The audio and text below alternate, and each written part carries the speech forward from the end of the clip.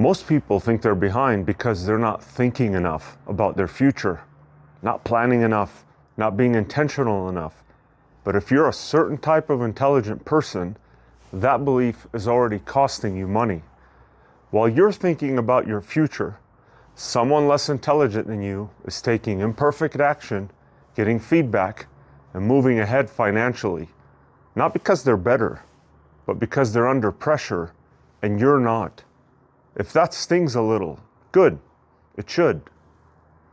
You think a lot about your future. You reflect, you analyze, you imagine different paths, you ask serious questions about your direction, purpose, and potential. From the outside, this looks responsible, and from the inside, it feels like progress. But here's the uncomfortable truth. For people like you, thinking about the future often replaces doing anything about it, about the present. And your brain is perfectly happy with that trade-off.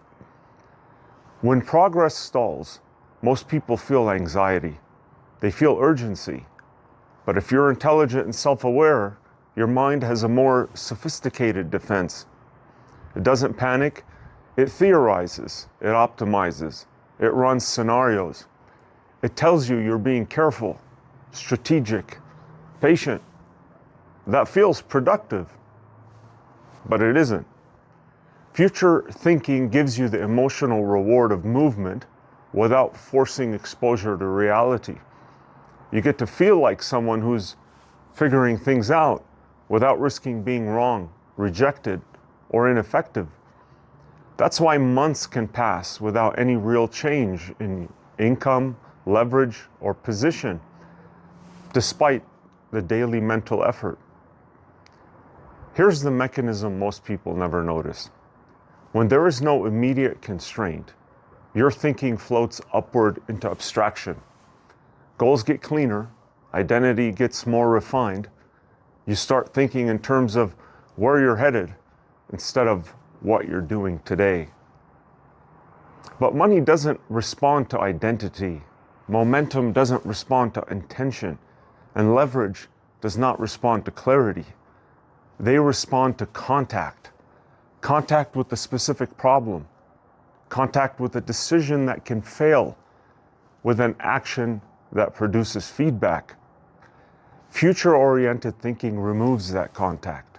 It creates distance, and distance feels safe, especially if you're smart enough to justify it. But distance is also where results go to die. This is why so many intelligent people feel permanently almost ready, almost clear, almost confident, almost positioned, but never forced. And without that force, nothing consolidates. Let me make this concrete for you. A future-focused day feels responsible. You think about what you should be doing, you reorganize a plan, you adjust a strategy, consume something relevant. By the end of the day, you're mentally tired, which convinces you that you worked. But if you're honest, nothing you did today could have produced a result. Nothing could have failed. Nothing could have succeeded. And there was no exposure. A grounded day looks worse on paper. It's smaller, narrower, less elegant. It's a block of time where you're forced to sit with one uncomfortable, money-relevant problem. You reach out, you publish, you ask, you ship, you make a decision that closes doors instead of opening more options. That feels worse in the moment because there's friction, there's risk, there's the possibility of embarrassment. But that is where information comes from. That is where momentum comes from. And that is where money comes from. Here's the escalation most people avoid hearing. As long as your day allows you to escape into future thinking, this pattern will not correct itself. Intelligence will not save you. More insight will not save you. You will simply get better at explaining why tomorrow will be different. And tomorrow quietly keeps not arriving. This is why so much advice fails intelligent people. You're told to get clearer, to plan better, to align your goals, find your purpose. All of that increases abstraction, but none of it increases constraint. But you don't need more clarity. You need fewer exits. You need a daily structure that makes avoidance expensive. A fixed block of time where the only acceptable work is something that either makes money or increases the probability of money within a defined window. No planning, no future modeling, no hiding behind preparation, just contact. This is not a productivity trick. It's a psychological intervention. Because once your day forces you to sit inside a concrete problem long enough, your brain adapts.